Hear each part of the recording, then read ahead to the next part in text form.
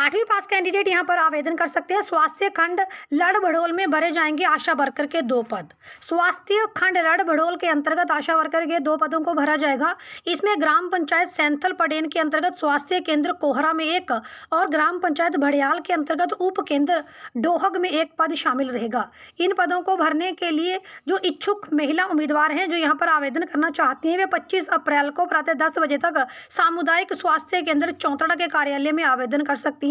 आप लोगों को अपना एप्लीकेशन भरकर और अपने सारे डॉक्यूमेंट्स जो हैं ऑफिस में सबमिट कराने पड़ेंगे। 25 अप्रैल को प्रातः 11 बजे सामुदायिक स्वास्थ्य केंद्र चौंतड़ा में आप लोगों का इंटरव्यू लिया जाएगा।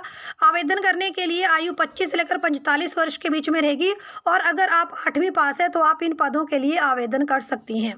मंडी शहर में रोजगार मेले का आयोजन होने जा रहा है। 19 अप्रैल को ये रोजगार मेला लगेगा और यहाँ पर 14 से भी ज़्यादा बेरोजगार युवाओं को रोजगार के अवसर मिलेंगे।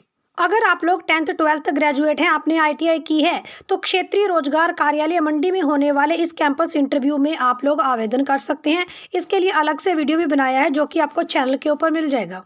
4th क्लास पदों के लिए आप लोग आवेदन कर सकते हैं। डिस्ट्रिक्ट कोर्ट नाहन में ये भर्ती होने जा रही है। फास्ट ट्रैक स्पेशल कोर्ट के द्वारा ये भर्तियां होंगी और यहाँ पर PN और जजमेंट राइटर के पदों के लिए आप लोग आवेदन कर सकते हैं। PN का 1 पद और जजमेंट राइटर के 2 पद यहाँ पर भरे जाएंगे। एक्स सर्विसमैन ही इन पदों के लिए आवेदन कर सकते हैं और यहाँ पर 28 अप्रैल 2023 से पहले आपको इन पदों के लिए आवेदन करना है। तो आप लोगों को इन वैकेंसी के लिए नोटिफिकेशन और एप्लीकेशन फॉर्म का लिंक डिस्क्रिप्शन बॉक्स में मिल जाएगा।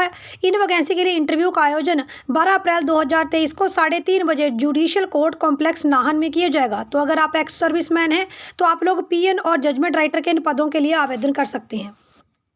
हिमाचल प्रदेश कर्मचारी चयन आयोग द्वारा कराई गई भाषा अध्यापक की परीक्षा विजिलेंस की जांच के दायरे में आ गई है। बताया जा रहा है कि पेपर लीक मामले में गिरफ्तार आरोपी सचिव की पत्नी ने भी LT की परीक्षा पास की थी। बताया जा रहा है कि आरोपी सचिव की पत्नी शादी से पहले कई बार परीक्षा में फेल हुई और शादी के बाद भाषा अध्यापक की परीक्षा पास की है। विजिलेंस टीम के द्वारा पेपर लीक मामले में JE civil JOIT assistant superintendent jail 3 post code में FIR दर्ज करने की सरकार से अनुमति मांगी है।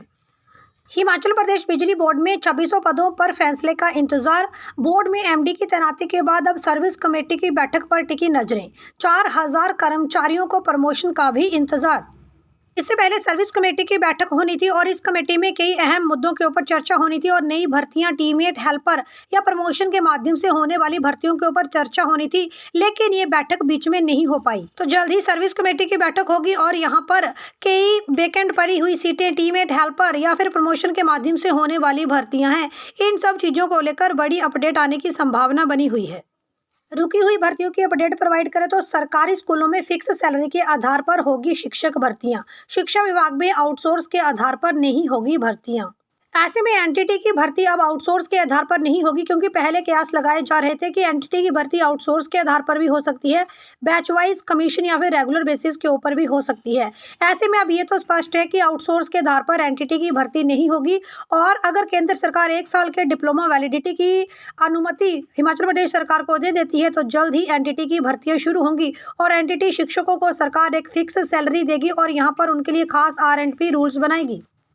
ऐसे में मल्टीटास्क वर्कर, कुक और हेल्पर की जो भर्तियां हैं, ये भर्तियां अब थोड़ी देर से शुरू हो सकती हैं क्योंकि आउटसोर्स के आधार पर भर्तियां नहीं होंगी, बाकी डिपार्टमेंट में भी नहीं होंगी। तो ऐसे में मल्टीटास्क वर्कर भर्तियों को अब कुछ समय लग सकता है। सरकार किसी नीति के तहत ही अब इन कर्मचारियों की भर्तियां करेगी। इससे पहले जिन कर्मचारियों की आउटसोर्स के आधार पर नियुक्ति हो चुकी है, ऐसे कर्मचारियों को तो सरकार नौकरी से नहीं निकालेगी, लेकिन अभी जो भर्तियां होनी थी मल्टीटास्क वर्कर, कुक, हेल्पर की, इनके लिए अभी जो है उम्मीदवारों को इंतजार करना पड़ सकता है क्योंकि सरकार किसी पॉलिसी के अनुसार ही अब इनकी भर्तियां करेगी, कुछ एक R&B रूल्स बनाएगी, फिक्स सैलरी देगी और आउटसोर्स के माध्यम से तो अब ये भर्तियां नहीं करेगी। आप लोगों की इन सब भर्तियों के बारे में क्या राय है मुझे कमेंट करके जरूर बताएं। हिमाचल प्रदेश से जुड़ी हर खबर, रोजगार समाचार पाने के लिए चैनल को सब्सक्राइब जरूर करें।